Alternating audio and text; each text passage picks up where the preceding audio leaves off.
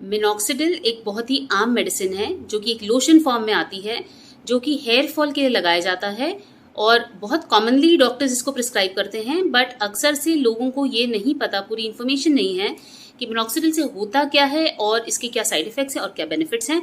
तो आज मैं मिनॉक्सिडिल को डिस्कस करूंगी। हाय फ्रेंड्स, मैं हूं डॉक्टर उर्वशी चंद्रा। पिछले 13 साल से मैं दिल्ली में as a hair transplant surgeon practice कर रही हूँ।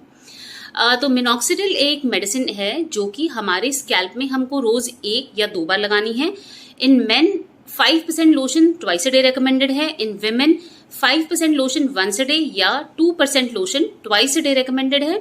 मिनॉक्सिडिल से जो होता है वो ये है कि आपकी जो ब्लड वेसल्स हैं वो डायलेट होती हैं, यानी कि थोड़ी सी लेटर से फैलती हैं। उसकी वजह से आपका जो ब्लड सर्कुलेशन होता है स्कैल्प में, ब्लड का फ्लो होता है वो बढ़ता है, रूट्स को ज्यादा ब्लड मिलता है।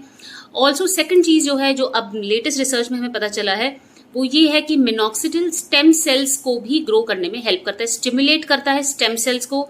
स्टेम सेल्स वो सेल्स होते हैं जिससे कि कोई भी नया सेल या टिश्यू बनता है। तो अगर आपका हेयर लॉस हो चुका है, काफी हेयर थिनिंग हो चुकी है, तो अगर मिनॉक्सिडिल स्टेम सेल्स को एक्टिवेट करेगा तो इसका मतलब ये है कि जो आपके बाल नहीं बन रहे वो ग्रो करना स्टार्ट कर सकते हैं। अब आते हैं कि मिनॉक्सिडिल के बेनिफिट्स पे। तो मिनॉक्सिडिल एक बहुत ही अच्छी मेडिसिन है, यूएस एफडीए अप्रूव्ड है ये फॉर हेयर लॉस।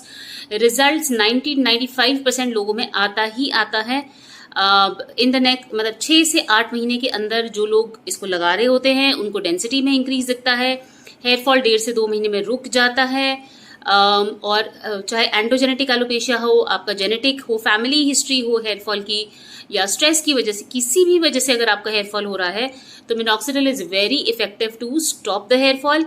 और जो आपकी थिनिंग हो चुकी है, मैं ये नहीं कहूंगी कि बहुत थिन बाल को भी ये घना कर देगा, मगर अगर रिसेंटली आपकी थिनिंग स्टार्ट हुई है और थोड़ा बहुत आपका हेयर फॉल हुआ है तो मिनॉक्सिडिल उसको रिवर्स करने में काफी इफेक्टिव है, काफी असरदार है। अब आते हैं इसके नुकसान पे, या लेट अस से जो इससे प्रॉब्लम्स हो सकती हैं। सबसे पहली प्रॉब्लम ये हो सकती है मिनॉक्सिडिल से कि लोग इससे इचिंग बताते हैं, खुजली होती है लगभग 10% लोगों में। अगर आपको इचिंग होती है मिनॉक्सिडिल से तो अक्सर से आपके जो डर्मेटोलॉजिस्ट हैं वो मिनॉक्सिडिल के साथ में या तो आपको एक एंटी एलर्जिक टैबलेट प्रिस्क्राइब करेंगे या कोई और लोशन देंगे साथ में, या जिससे कि खुजली कम हो, या मिनॉक्सिडिल का प्रेपरेशन चेंज करेंगे, क्योंकि अब मार्केट में अल्कोहल बेस्ड मिनॉक्सिडिल भी आ रहा है और नॉन अल्कोहल बेस्ड मिनॉक्सिडिल भी आ रहा है। नॉन अल्कोहल बेस्ड मिनॉक्सिडिल थोड़ा सा कम इरिटेशन करता है, कम इचिंग करता है। तो बहुत सारे ऐसे लोग होते हैं जिनको अल्कोहल बेस्ड मिनॉक्सिडिल से इचिंग होती है, नॉन अल्कोहल बेस्ड मिनॉक्सिडिल से इचिंग नहीं होती।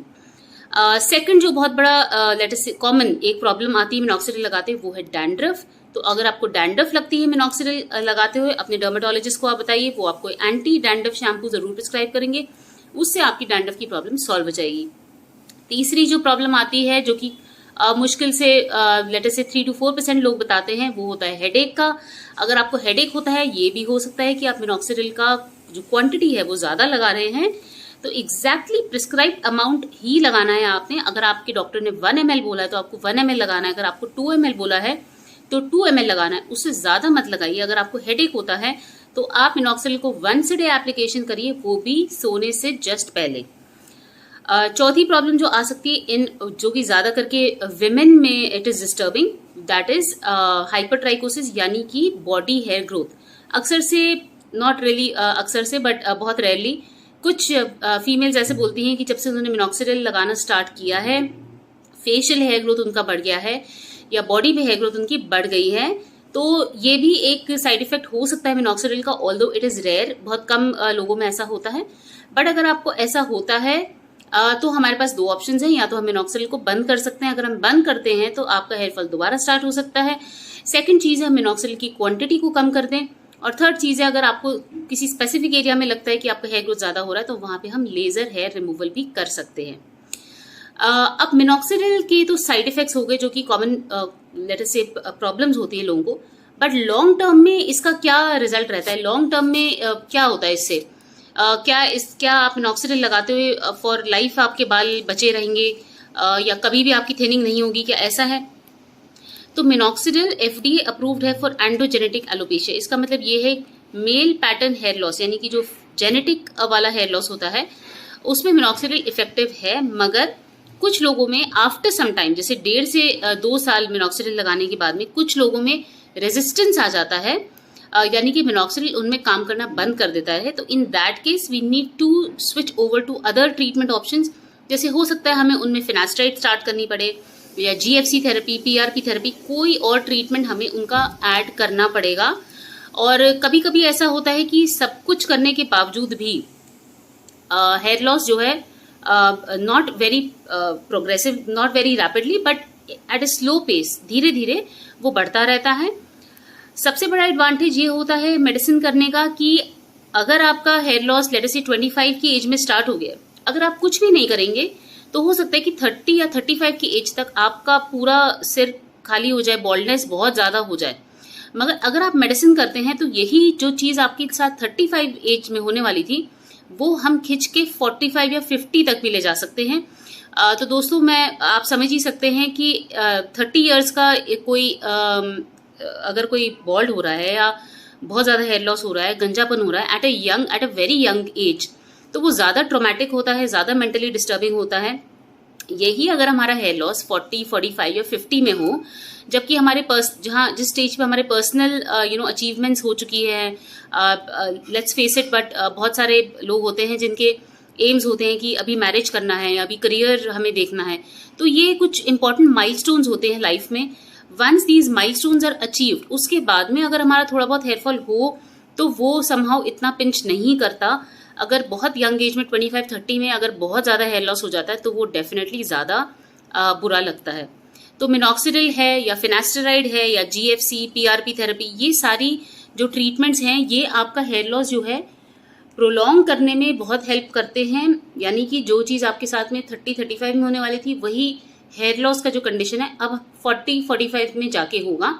तो ऑलमोस्ट 10 to 15 ईयर्स हम हेयर लॉस को खींच देते हैं। नेक्स्ट चीज जो हमें समझनी है वो ये है कि मिनॉक्सिडिल लगाते हुए हम क्या रिजल्ट एक्सपेक्ट कर सकते हैं। क्या हम ये एक्सपेक्ट कर सकते हैं कि अगर हमारा स्कैल्प टोटली खाली है या काफी ज्यादा बॉल्डनेस है या काफी ज्यादा गंजापन है तो मिनॉक्सिडिल लगाने से हमारा स्कैल्प भर जाएगा, सारे के सारे बाल नए आ जाएंगे? नहीं दोस्तों, ऐसा नहीं होता। मिनॉक्सिडिल का बेसिक काम है बाल को बचाना, यानी कि फर्दर हेयर लॉस को प्रिवेंट करना। जो मिनॉक्सिडिल से हेयर ग्रोथ होती है, रीग्रोथ होती है, वो इतनी होती है कि आपके जिस भी स्टेज में बाल हैं उससे थोड़े से और मोटे हो जाते हैं।